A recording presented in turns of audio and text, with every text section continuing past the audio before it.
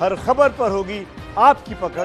Download कीजिए ABP live app. सबसे पहले मैं सुरेंद्र सिंह राजपूत आपसे शुरुआत करना चाहती हूं। किस बात को लेकर आप किसानों के इस आंदोलन में हैं? क्या ये ना कहा जाए कि आप भ्रम फैलाने की कोशिश कर रहे हैं उस कानून को लेकर जिसका समर्थन आप जब सरकार में थे तब करते थे? 2019 में मैनिफेस्टो में चीख चीख कर आप ही की पार्टी ने कहा था कि हम वो तमाम चीजें जो आज सरकार दे रही है वो देंगे अगर सरकार में आए तो।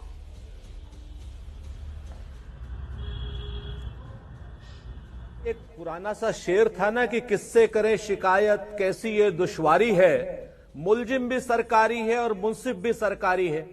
सच्चाई ये है कि जिस तरीके का भ्रम इस समय भारतीय जनता पार्टी और भारतीय जनता पार्टी के समर्थक चंद लोग जो बैठे हुए हैं यहां पर, वो लोग फैलाने की बात कर रहे हैं, उसका कोई भी इलाज नहीं है। पहली चीज तो हम बहुत स्पष्ट बता दें कि हमारा जो विजन डॉक्यूमेंट था, उस विजन डॉक्यूमेंट में मंडियों को बढ़ाने की बात थी, एपीएमसी के सुधार की बात थी। ये कई बार हम चीख चीख के कह चुके हैं। श्री सुरजेवाला जी के बयान आप उसको देख लीजिए और उस विजन डॉक्यूमेंट को थोड़ा सा ठीक तरीके से पढ़ लीजिए। खैर, विषय वो नहीं है। विषय आज की डेट में यह है कि 7 दिन से किसान बैठे हुए हैं और सरकार नक्सलियों की तरीके से किसानों के साथ व्यवहार कर रही है। 30-30 फुट गहरे गड्ढे खोद करके किसानों को दिल्ली आने से रोका जा रहा है। और प्रधानमंत्री जिस सरकार के मुखिया हैं, प्रधानमंत्री स्वयं वार्ता को विफल करने के लिए काशी से संदेश देते हैं कि कृषि बिल बिल्कुल बहुत अच्छे हैं और ये वापस नहीं होंगे। अगर ये वापस नहीं होंगे तो फिर वार्ता किस बात की? जब सरकार ने संगठनों को वार्ता के लिए बुलाया था तो हमने उसका स्वागत किया। हमने कहा कि वार्ता से ही हल निकलेगा, लेकिन उससे पहले प्रधानमंत्री जी स्वयं सामने आकर के कहते हैं कि कृषि उसमें हम लोग भ्रम फैला रहे हैं। हम जब भ्रम फैला रहे हैं तो फिर वार्ता किस बात की? और रही बात संसद में जब हमने बात की थी तो हमारे लोगों को सस्पेंड कर दिया गया था। आज भी तो आप वही कमेटी बनाने की बात कर रही है भारतीय जनता पार्टी। वही कमेटी अगर न पहले बना ली होती संसद की एक सेलेक्ट पार्टी के प्रवक्ता होने के नाते मुझे लगा था कि आप झूठ बोलने से बचेंगे। 2019 के मैनिफेस्टो में फिर मैं कह रही हूं कि आप लोगों ने कहा था सीधे तौर पर कि हम उस एक्ट से निजात दिलवाएंगे। आपने ये कहा था कि कैसे अब और आप ही की सरकार थी, आप ही जब सत्ता में थे तो आपने कहा था कि कॉन्ट्रैक्ट फार्मिंग जो है हम उसका समर्थन करते हैं।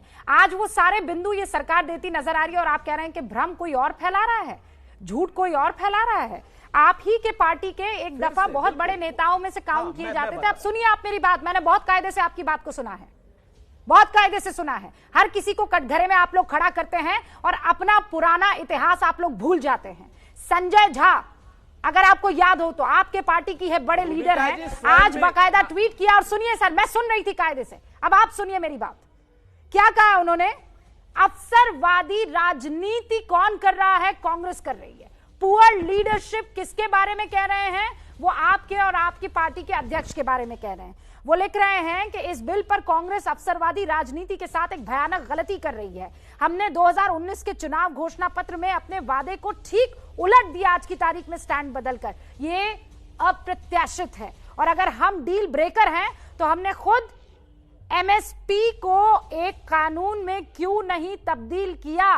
पुअर लीडरशिप की जीती जागती मिसाल ये कोई और नहीं, आप ही के पार्टी में एक दफा बड़े लीडर रहे संजय झा ने कहा है। अब आपके पास आऊं, उसका जवाब दे उससे पहले गौरव भाटिया। गौरव भाटिया भाई, विपक्ष है, विपक्ष का काम है राजनीति करना। आप इस खाई को पाटने के लिए कुछ कर रहे हैं या किसान ऐसे ही सड़कों पर बैठे रहेंगे?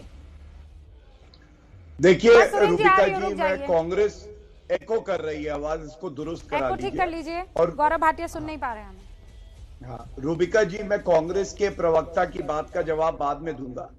सबसे पहले तो मैं ये कहूंगा, जब नरेंद्र मोदी जी ने कहा है कि किसान हमारे देश की रीढ़ की हड्डी हैं और उनके सम्मान का हमेशा ध्यान रखा जाएगा, बातचीत शुरू हो चुकी है और हमें पूरा विश्वास है कि जल्द हल भी निकलेगा।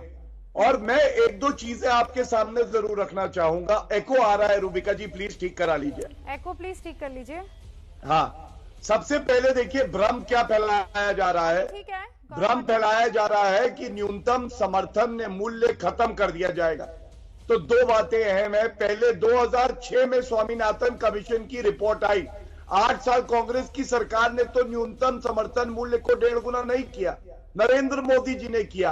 और यह भी नरेंद्र मोदी जी ने कहा है और कृषि मंत्री जी ने भी कहा है कि न्यूनतम समर्थन मूल्य खत्म नहीं होगा, बल्कि स्वामीनाथन जी, उनसे बड़ा एक्सपर्ट तो कृषि एक्सपर्ट यहां कोई है नहीं, उन्होंने तारीफ करी नरेंद्र मोदी जी की ये करने के लिए।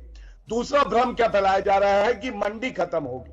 अरे सबसे पहले तो मंडी के अलावा एक बाजार किसानों को और मिला है। और आप कांग्रेस के मैनिफेस्टो की बात कर रही थी, इसमें 11 नंबर पे देखिए मंडी ऑल्टरनेट क्या करेंगे, रिपील कर देंगे कह रहे हैं, सीरियल नंबर 11। और 21 नंबर पे क्या कहते हैं, एसेंशियल कमोडिटीज एक्ट को हम संशोधित करेंगे। ये कांग्रेस का मैनिफेस्टो है 2019 का। अब स्वामीनाथन जी से भी ये सवाल पूछा गया जब ऑर्डिनेंस आया था, अध्यादेश रूबिका जी, कि ये किसानों के लिए कैसा है कानून। तो स्वामीनाथन जी ने इसकी तारीफ करी और स्वागत करते हुए कहा यह किसानों के हित में है। और चौथी बात, मैनिफेस्टो कांग्रेस का मैं इसलिए कह रहा हूं, एमएसपी 2004, 2014 और 2019 और 2009 क्यों नहीं लागू किया अपने मैनिफेस्टो में? 9, 14 और 19 में कांग्रेस ने कहा था, हमने लागू किया, इन्होंने नहीं। दूसरी बात, एसेंशियल कमोडिटी एक्ट जो हमने संशोधन किया है, इन्होंने भी 14 और 19 में अपने मैनिफेस्टो में कहा। और तीसरी बात, एपीएमसी एक्ट को रिपील करेंगे, मंडी को समाप्त कर देंगे, और आज विरोध कर रहे हैं। एबीपी न्यूज आपको रखे आगे।